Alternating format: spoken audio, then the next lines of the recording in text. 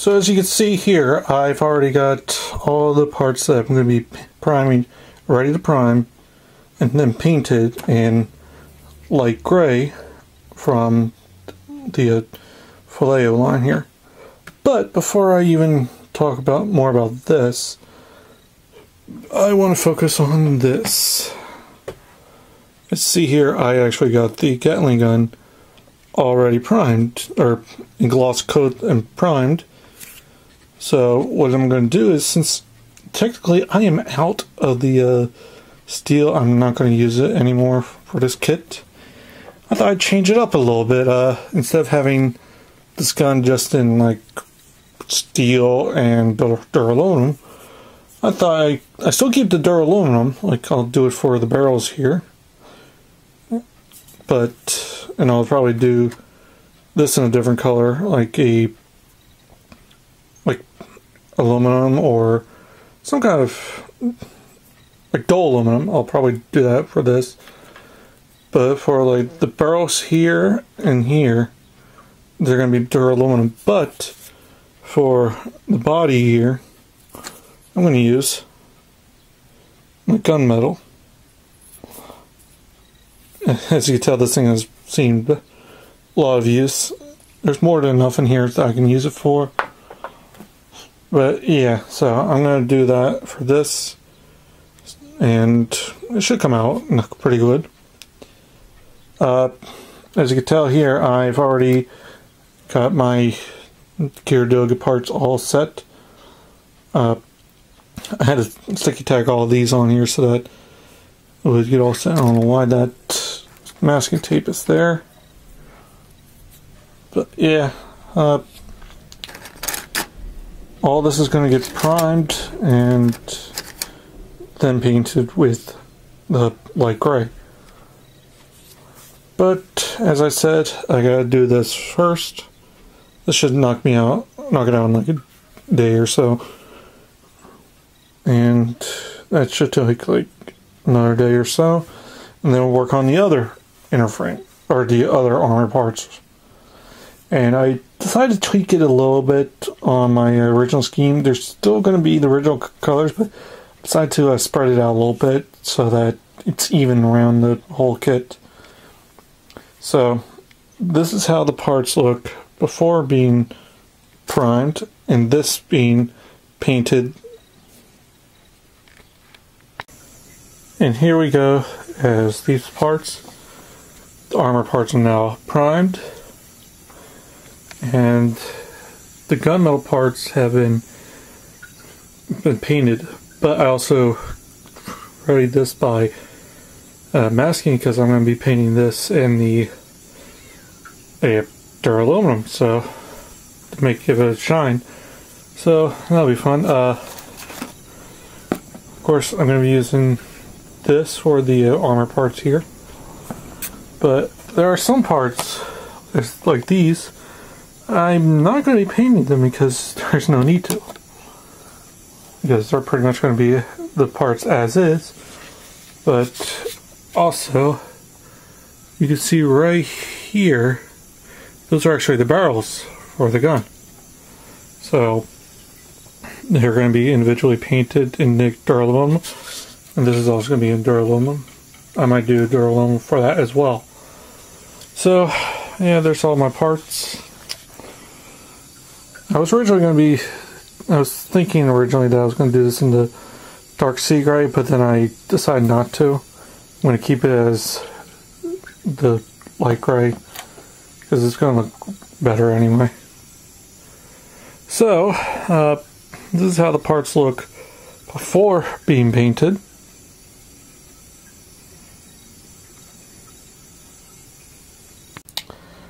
And here is the Gatling gun finished.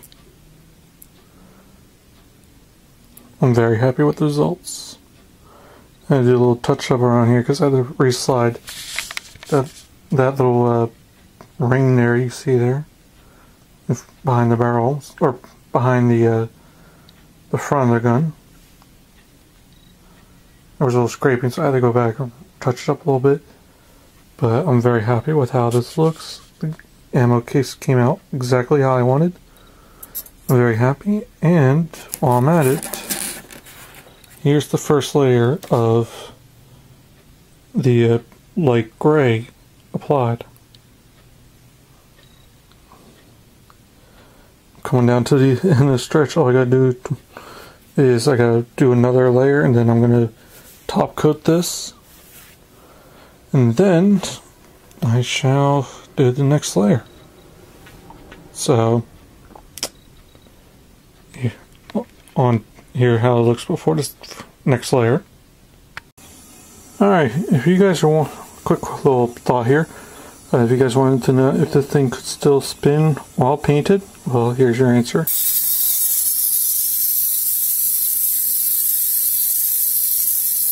Beautiful. It is a wind-up gimmick, but I really like it. Besides, I plan not to use it that much. And no, it didn't scrape any paint or anything. I've already done this a few times. It free floats in there, so it should be fine. I really like how my case came out here too. But that's it for the gun. This is Duralone, just to show you, and I love how it looks on there. A lot better than that chrome idea I was originally going for, but Duralone looks a lot better. So, continuing on, and here they are with their second coat. I had to do it because I needed it. Gatling gun is all done, as I've already shown you, and very happy with the results. So, now on to the dark parts. Alright, before I even start on my next part of the video of painting, I actually wanted to go over what I did really quick, which was I top coated and put decals on. And as you can tell in my voice, I'm wearing a respirator because I'm about to do this soon, but I'm about to flat coat all of this. As you can tell, I've already panel lined and I put decals on here, or decals. One example.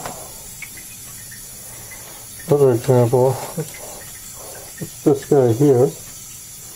There's no decals for this guy, but with the panel lines, it just looks more defined, I think. It really looks good. And I got so much more in there. It's a lot. And there's my backyard. So I sound a little bit like Dean anyway with this respirator. Right, Mr. Wayne? Alright. So pretty much I'm going to now use this stuff, which I gotta push here, I gotta shake it thoroughly, and then 15-20 psi, and 10 minutes composedly for now before handling. So I gotta shake that up pretty well, and then I gotta spray all this. I think 1 or 2 layers should be alright. So yeah, it should be fun. So this is how it looks before being flat coated. And here they are, flat coated. I apologize for my respirator voice a moment ago. I was just pretty much saying, I was prepping everything to get ready to top coat, and here we are after being top coated. So it looks very nice. I only got a few items here because I did something already, and I'm just waiting to do the rest now. But yeah, so on to the next part. Before I go into my next part, I just wanted to show off something I've actually bought. It's a Pine Car decal sheet, and I was at AAA Hobbies, and I was pretty much looking around at decals, and all they had was like these Pine Car dry transfers, as you could tell. And I saw this, and I was looking for an emblem to use for my kit, and I saw this guy. I saw this, and I was like, you know what, that would look good on the parts. It's like a emblem for the commander type I got here, because it has hints of orange, and yeah, there's green, but that will also represent the new Xeon. So, and I have parts that are orange, so we'll kind of match that. And yeah, so I'm going to try using this. It's already kind of already bordered. You can kind of see that already. So I'm going to have to cut it out carefully. And then stick it onto the shield, rub it down, and hopefully it'll work. So, yeah, that should be a little bit fun. If not, I'll probably just go for this little dragon head here. Or maybe this one. Actually, no, I like this one a little bit more because this is just small, it's perfect. And I can figure out if I want to put it on there or not. Because, let's see. As you can tell, I already got a part all set for priming. It'll be just big enough to fit on there. Yeah. If I can hold it still, sorry guys. Alright. Yeah. That looks like it's going to fit on there. So, that should be good enough. And if you're wondering about the other decal, this one, I might just put it up here with the numbers and whatnot. But yeah, so that should be cool. And I'll put this on like one of the arms. But you'll see what I mean. But yeah, so let's continue on.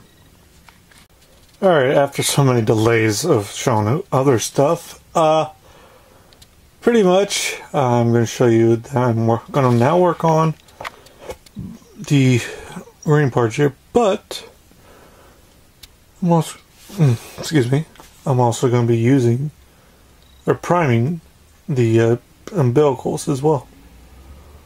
I know a lot of you are going to be like, radar is going to go off saying, don't do that, don't do that, danger, danger, Will Robinson, all that.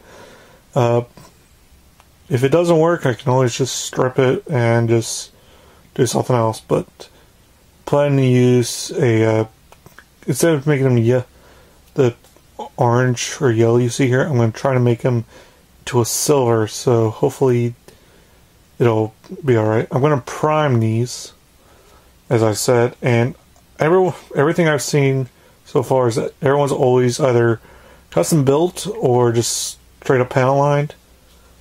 And I've seen one person just pretty much straight paint them. But I'm going to try at least priming first to get a little better cohesiveness with it. So this is how everything looks before being primed. And here we are with the parts all primed. As you can tell, I have actually did prime all these cables. They gave me some trouble, but not too bad.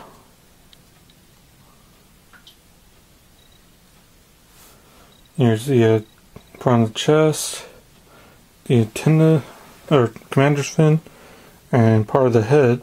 There's the shield, the Panzerfaust stalks, and the rest of the armor, as well as the shield and various other parts.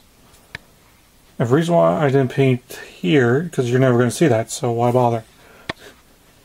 It was mainly just get around it like that. So, that's that, and this is pretty much how everything looks. Just give me 1 second. So yeah, I've completely forgot, before I even say this is how they look before and after, I need to show the paints that I'm going to be using. For the coils, I'm going to use aluminum from Model Air. I'm going to have to thin it down a little bit more, but should be good enough. And for the rest, I'm going to use Dark Sea, right? Excuse me. So, I use this on various other models, and I love how this turns out. So that's the two colors I'm going to use for this guy and for this. So, like always, here's how they look before being painted.